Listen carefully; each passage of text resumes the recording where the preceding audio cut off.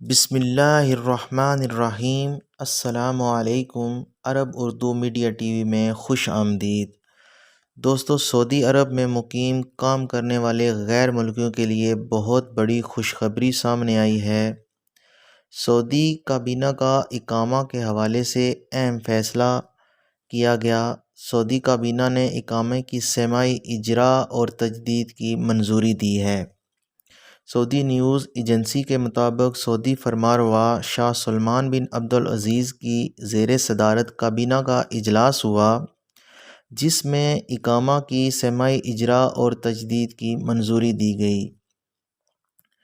یہ سہولت صرف ورک پرمٹ اقامہ ہولڈر کے لیے ہوگی۔ اس کا اطلاق گھریلو عملہ اور تمام ملازمین جو اس کے دائرے میں آتے ہیں ان پر نہیں ہوگا۔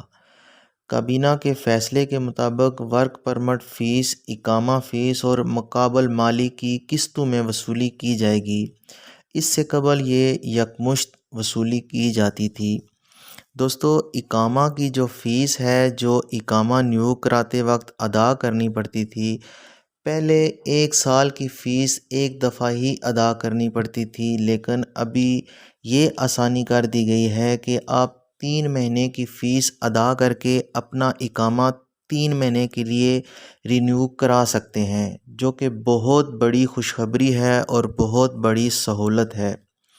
یہ اطلاق صرف گھریلو ملازمین پر نہیں ہوتا، کیونکہ ان کا اقامہ ویسے ہی سستا ہے، انہیں اس سے کوئی پرابلم نہیں تھی۔ یہ ورک پرمٹ پر کام کرنے والے لوگوں کے لیے پریشانی تھی، جو 1 سال کی فیس یکمشت ادا کرتے تھے، جو کہ بمشکل ادا ہوتی تھی۔ اب ان لوگوں کے لیے خوشخبری ہے کہ وہ 3 مہینے کی فیس ادا کر کے 3 مہینے کا اقامہ نیو کرا سکتے ہیں۔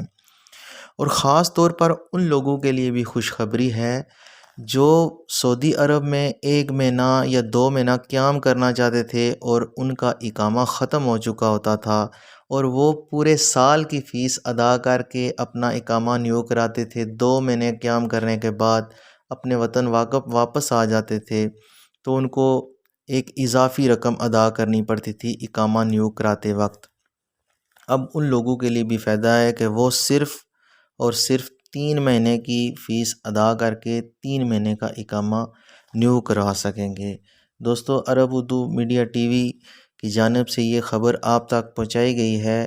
مزید خبروں کے لیے ہمارے چینل کو سبسکرائب کریں اور بیل آئیکن کو کلک کریں تاکہ ہماری نیکسٹ آنے والی ویڈیو کا نوٹیفیکیشن آپ تک پہنچ سکے۔ اس وقت کے لیے اتنا ہی۔ اللہ حافظ۔